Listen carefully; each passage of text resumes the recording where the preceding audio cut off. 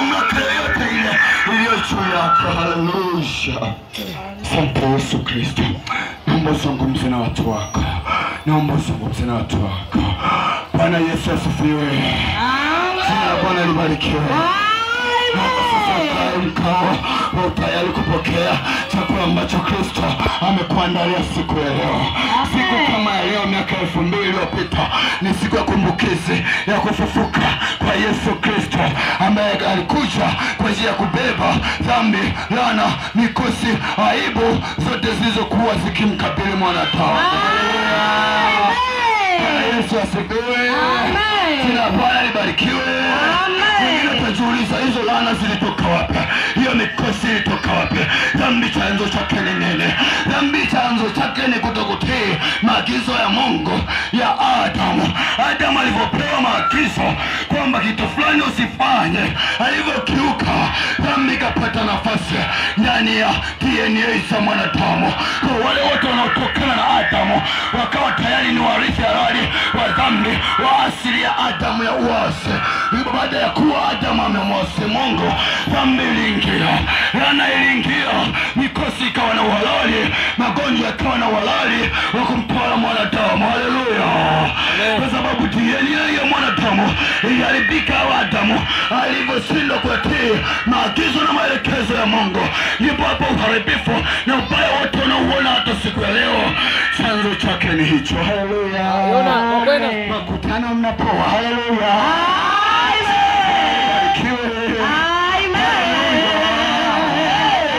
Bwana Yesu asifiwe. Mtajua kwa nini nawaambia Bwana Yesu asifiwe. Huenda mjue huyu mfalme wa kabila la Yuda jinsi alivyo. Huenda mtaelewa tu. Mkishaelewa mtamsifu. Hizo amina zenu hazitakuwa za kinyonge tena. Haleluya. Amen. Bwana Yesu asifiwe. Amen. Bwana libarikiwe. Jamani, sitasema baraka asifiwe. Bwana Yesu asifiwe. Hapa ni mfalme wa falme, ambaye mamlaka zote za duniani na mbinguni ziko chini yake. Haleluya. Siku ya Ijumaa alifariki, akaenda kuchukua mateka iliyokuwa amefichwa kuzimu na mwovu Ibilisi. Iko mamlaka iliyokuwa ikitenda kazi kutokea kuzimu. Yesu ilibidi afe, akachukue funguo za mamlaka zilizokuwa zimefichwa kuzimu na mwovu Ibilisi, akaibuka nayo. Baada ya hiyo funguo kuja nayo, ndipo akawaambia wanafunzi wake, mamlaka yote ya duniani na mbinguni amepewa yeye. Kwa sababu ziko mamlaka zingine ambazo watu walikuwa wamezificha kuzimu, ilibidi Yesu afe, azikwe, akapambane na hizo mamlaka zilizokuwa zikitawala mwanadamu na kumwendesha katika uasi. Haleluya.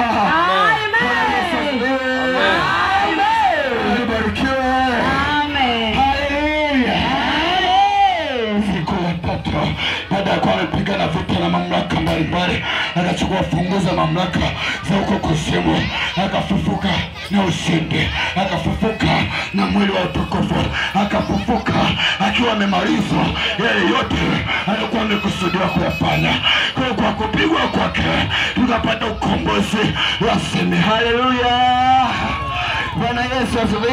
Amen. Barikiwe. Amen.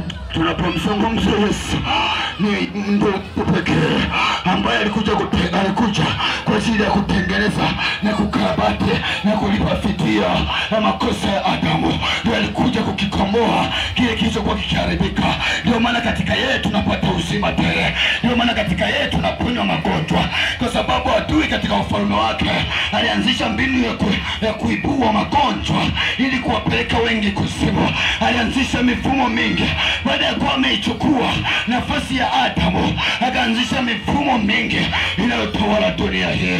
Ndio maana rushwa sasa hivi ziko kila kona, kwa sababu adui bado ameshikilia mifumo inayotawala dunia hii.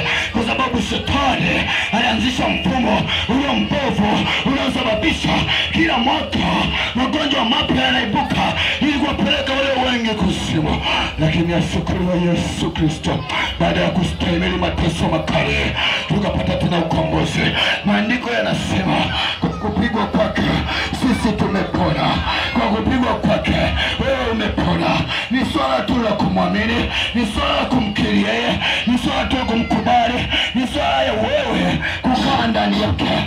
ukishakuwa ndani ya Kristo, mambo yote yanakuwa mapya.